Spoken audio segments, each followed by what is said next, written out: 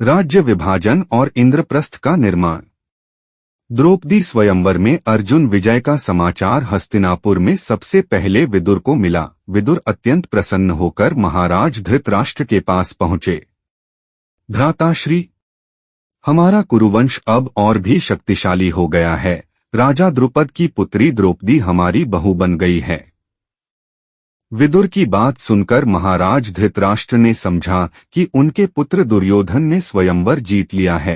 इसी से वे अत्यधिक प्रसन्न होकर बोल पड़े, विदुर, आज का दिन बड़ा शुभ है।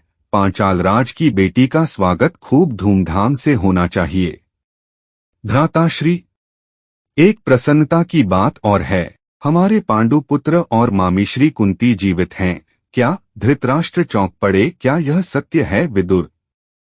हाँ भ्राताश्री, सत्य है। और यह भी सत्य है कि द्रौपदी स्वयंवर में अर्जुन ने द्रौपदी को विजित किया है। वहां पांचों भाइयों ने द्रौपदी के साथ विधिवत विवाह किया है और वे देवी कुंती के साथ पांचाल राज के अतिथि हैं। विदुर की बात सुनकर धृतराष्ट्र का सारा उत्साह ठंडा पड़ गया, किंतु तत्काल हर्ष का प्रदर्शन करते हुए धृतराष्ट्र बोले, विदुर, यह तो और भी बड़ा शुभ समाचार है। हमारा अहोभाग्य जो हमारे पांडु पुत्र जीवित हैं और अब पांचाल राज की कन्या द्रौपदी हमारी बहू बन गई है। उन्हें यहाँ बुलाने का प्रबंध करो। जी भ्राताश्री। विदुर प्रसन्न मन वहां से चला गया। दूसरी ओर दुर्योधन अपने मामा शकुनी के सम्मुख क्रोध और विवशता में मुंह लटकाए आंसू बहा रहा था। मामाश्री, यह तो मेरा घोर अपमान है। निकम्मे पुरोचन ने हमारी सारी आशाओं पर पानी फेर दिया। अब आप ही बताएं कि हम क्या करें। जरा धैर्य रखो दुर्योधन, शकुनी ने कहा। मुझे तो अब यह चिंता खाई जा रही है कि युधिष्ठिर के वापस हस्तिनापुर आने से तुम्हारा युवराज पद न छिन जाए। हमें कुछ करना होगा। जो करना है जल्दी कीजिए मामाश्री, वरना मैं किसी को मुंह दिखाने लायक नहीं रहूंगा। इससे तो अच्छा होगा कि मैं आत्महत्या ही कर लूं। हाँ, यह ठीक रहेगा। क्या? दुर्योधन चौंका। भांजे, चौंको मत। तुम इसी समय जीजाश्री महाराज धृतराष्ट्र के पास जाओ और उनसे यही बात कहो। कौन सी बात? यही कि अगर युधिष्ठिर को फिर से युवराज पद दिया गया और यह पद तुमसे छीना गया तो तुम आत्महत्या कर लोगे। तुम्हारी यह धमकी जरूर काम कर जाएगी। शकुनी ने दुर्योधन को समझाया। दुर्योधन तत्काल अपने पिताश्री महाराज धृतराष्ट्र के पास पहुंचा और उसने वैसा ही कहा जैसा कि शकुनी ने उसे समझाया था। दुर्योधन की बात सुनकर धृतराष्ट्र पुत्र मोह में व्याकुल होकर सहम से गए। किसी ने सत्य ही कहा है कि अपनी संतान के आगे अच्छे से अच्छे व्यक्ति का सिर भी झुक जाता है। धृतराष्ट्र ने उसे समझाया, ऐसा नहीं कहते पुत्र। कोई तेरा पद नहीं छीनेगा। मैं कोई न कोई रास्ता निकाल ही लूंगा। अभी तुम शांत रहो। धृतराष्ट्र ने पितामह भीष्म और विदुर के सामने यह समस्या रखी कि एक ही राज्य में दो दो युवराज कैसे रह सकते हैं। दुर्योधन अपना पद छोड़ने के लिए तैयार नहीं है और युधिष्ठिर पहले से ही युवराज है। अगर उसकी मृत्यु की खबर न आती तो दुर्योधन को कदापि युवराज न घोषित किया जाता। इधर भीष्म काफी देर तक विचार मग्न चुप बैठे रहे। जब उनसे बार बार आग्रह करके पूछा गया तो उन्होंने कहा, पुत्र, अब यही उचित है कि पांडवों को स्नेहपूर्वक हस्तिनापुर साम्राज्य का आधा भाग दे दिया जाए। इससे कुरुवंश की मान मर्यादा भी बचेगी और प्रजा भी नाराज नहीं होगी तथा दोनों युवराजों की समस्या भी हल हो जाएगी। भीष्म पितामह की सलाह सबको अच्छी लगी। किसी ने भी उनका विरोध नहीं किया। धृतराष्ट्र ने अपना दूत भेजकर पांचाल देश से पांडवों को बुलवा लिया। विदुर के आश्वासन पर पांचों पांडव और कुंती हस्तिनापुर पहुंचे। उनका बड़े प्रेम से आदर सत्कार किया गया। उचित समय पर पूर्व निर्धारित योजना के अनुसार महाराज धृतराष्ट्र ने युधिष्ठिर का यथाविधि राज्याभिषेक किया और हस्तिनापुर का आधा राज्य पांडवों को दे दिया। इस अवसर पर धृतराष्ट्र ने युधिष्ठिर को आशीर्वाद देते हुए कहा, पुत्र युधिष्ठिर, मैं जानता हूँ कि मेरे पुत्र बड़े दुरात्मा हैं और तुम सभी धर्म का आचरण करने वाले हो। मैंने तुम्हें खांडवप्रस्थ का राज्य इसलिए दिया है कि तुम अपने शौर्य और प्रताप से उस उजाड़ प्रदेश को फिर से बसा लोगे। इससे मेरे बेटों के साथ तुम्हारी शत्रुता होने की संभावना भी नष्ट हो जाएगी। खांडवप्रस्थ को फिर से बसाने का श्रेय तुम्हें ही प्राप्त होगा। धृतराष्ट्र के स्नेह भरे वचनों को सुनकर युधिष्ठिर ने अपना शीश नवाया और बोला, तातश्री, आपकी आज्ञा शिरोधार्य है। हम भी नहीं चाहते हैं कि भ्राता दुर्योधन को हमारी ओर से कोई कष्ट पहुंचे। पांडव खांडव वन के बीहड़ क्षेत्र में चले आए। श्रीकृष्ण की सहायता से पांडवों ने खांडवप्रस्थ के खंडरों पर नए नए भवन, नगर और गांव बसाए। भयानक वनों को जलाकर साफ किया गया। नई नई सड़कें बनाई गई। कुछ ही समय में पांडवों ने इंद्रपुरी के समान भव्य और रमणीय नगर बसा लिया। इस नए नगर का नाम इंद्रप्रस्थ रखा गया। स्वच्छ चौड़ी सड़कें, फलदार वृक्ष, सुंदर उद्यान नगर की शोभा बढ़ाने लगे। इस नगर की चर्चा सुनकर दूर दूर से बड़े बड़े सेठ, साहूकार, कारीगर और बुद्धिजीवी विद्वान यहाँ आकर रहने लगे। धृतराष्ट्र ने सोचा था कि पांडव जीवन भर खांडव वन को साफ करने में ही लगे रहेंगे और वहीं मर खप जाएंगे। उनके पुत्र दुर्योधन को उनकी ओर से कोई भय नहीं रहेगा, परंतु उनकी सारी सोच को पांडवों ने अपने अटूट परिश्रम से धूल में मिला दिया। पांडवों को यहाँ तक पहुँचने में 13 वर्ष लगे। पांडवों का नया इंद्रप्रस्थ राज्य स्थायित्व पा गया तो उन्होंने कुछ दिन बाद राजसूय यज्ञ करने का निश्चय किया। धर्मराज युधिष्ठिर की सत्यनिष्ठा, प्रजा पालन के प्रति गहरा अनुराग और शत्रु विजय से सुरक्षित हुआ राज्य धर्म पालन में लगा हुआ था। युधिष्ठिर ने सभी दिशाओं में राजसूय यज्ञ में शामिल होने के लिए निमंत्रण भेज दिए। भीष्म, धृतराष्ट्र और विदुर आदि को बुलाने के लिए स्वयं नकुल हस्तिनापुर गए।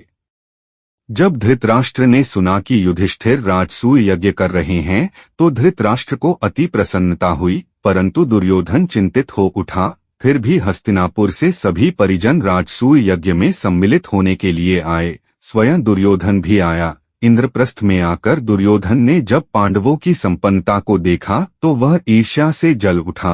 कर्ण और मामा शकुनी ने उसकी ईर्ष्या की अग्नि में घी डालने का काम किया।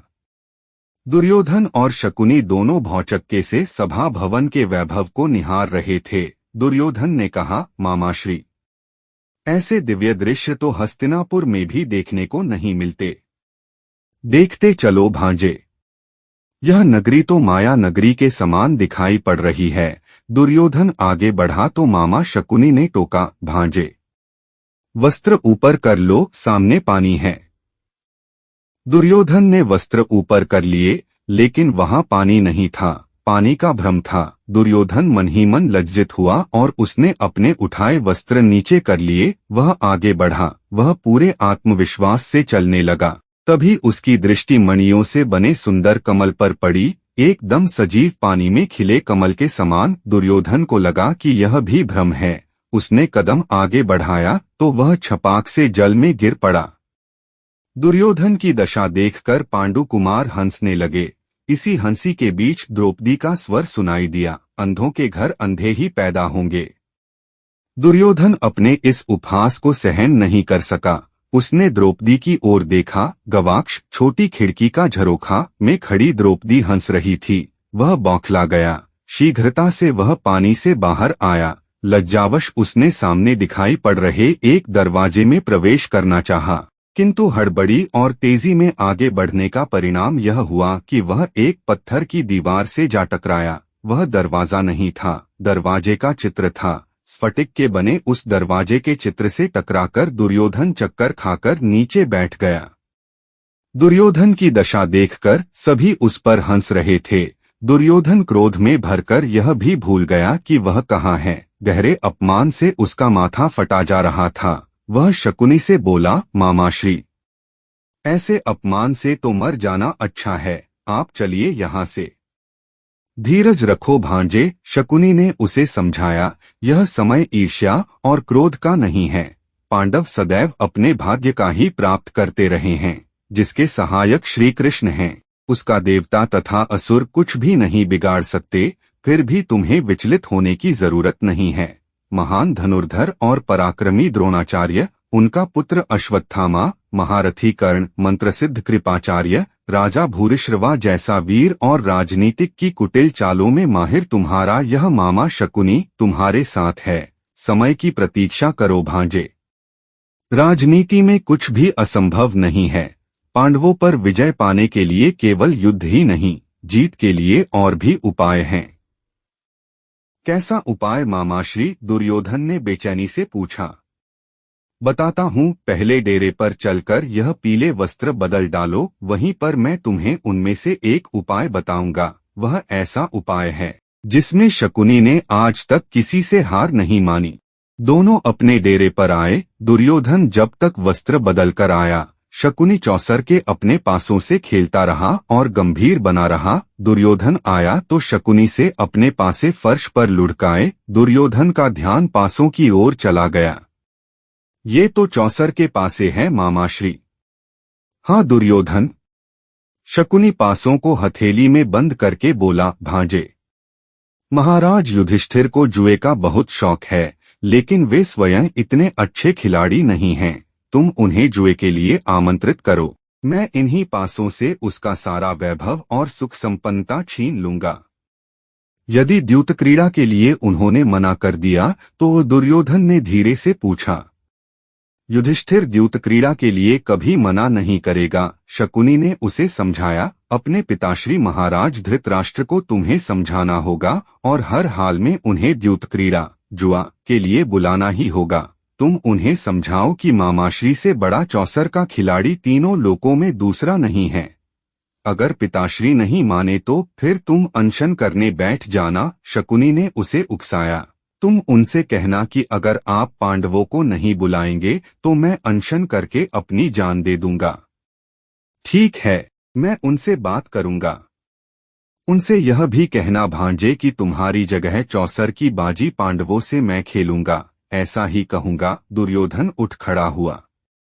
बाद में शांति के साथ दुर्योधन, शकुनी, कर्ण और अन्य बंधु बांधव युधिष्ठिर का राजसूय देखकर वापस लौट आए, परंतु मामा शकुनी और दुर्योधन के मन में ईर्ष्या और अपमान का बदला लेने का भाव बना ही रहा। वे इस बात से तो प्रसन्न थे कि सारा राजसूय यज्ञ पितामह भीष्म की देखरेख में संपन्न हुआ था, परंतु इस बात से दुखी थे कि राजसूय यज्ञ में पितामह भीष्म के कहने पर द्वारकाधीश श्री कृष्ण की अग्रपूजा की गई थी। इसके अतिरिक्त सभी राजाओं ने युधिष्ठिर को चक्रवर्ती सम्राट मान लिया था और उन्हें अमूल्य उपहार भेंट किए थे। धन्यवाद। आप देख रहे थे गॉड ब्लेस टीवी हिंदी। हमारे साथ जुड़ने के लिए सब्सक्राइब अवश्य करें।